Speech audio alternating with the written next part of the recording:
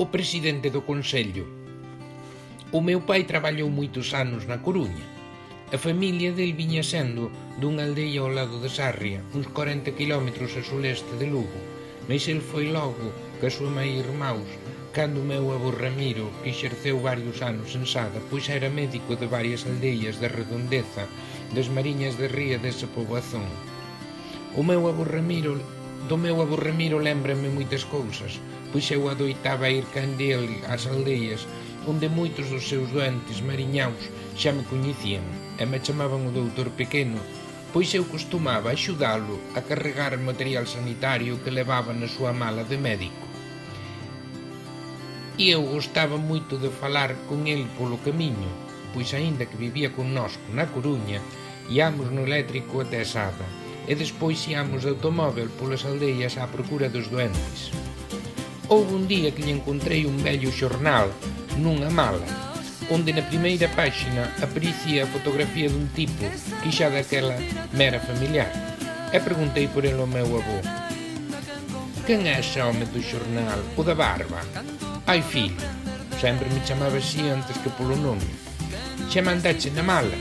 Ben che dixen que era para me levares, non para me remexeres nela." Eu pensei, home, era che por rir, cousas dun cativín. Non hai cuidado, só que me andes con xeitiño que as ferramentas que aí van. Mas avó, quen era? Ese tipo é, hoxe é... Olla, fillo, debesme agardar o segredo porque isto non sei se o sabe moita xente. Se cuadra non sabe ninguén, non sendo eu e agora halo saber tú.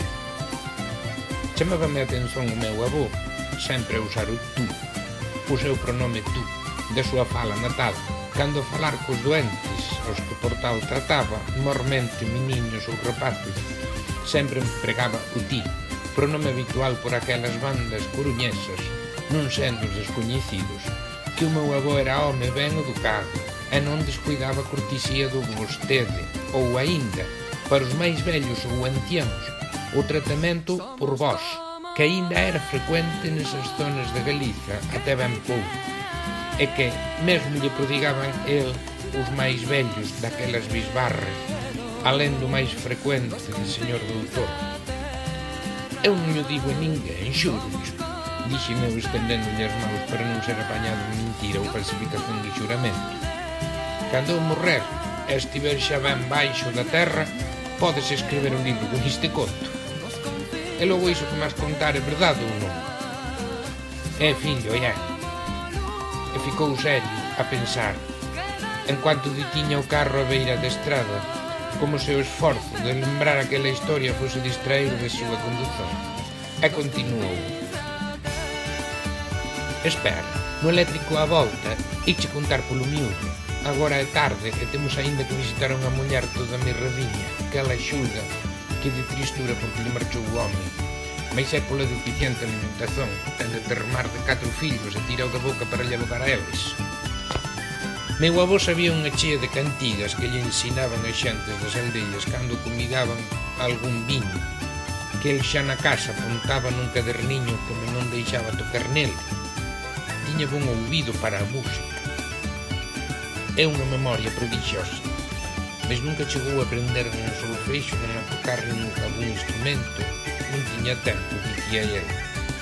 Aínda que tiña era aptidón, iso non teño ningunha dúbida. Cantaba unha cousa así: "Miña mai, como era probe, non tiña pan para me dares, encheu má cara de bicos e rebentou a chorar, ai lalelo." Cantaba, e a seguir sempre me dicía a mesma parrafada: "Ai, fillo, que nunca me pases a fame nin as tristuras que eu vin nos meniños destas terras, porque se che conto a vida deles choras."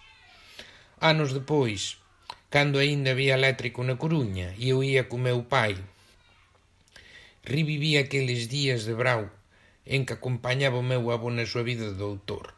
Por que tirarían o eléctrico da Coruña?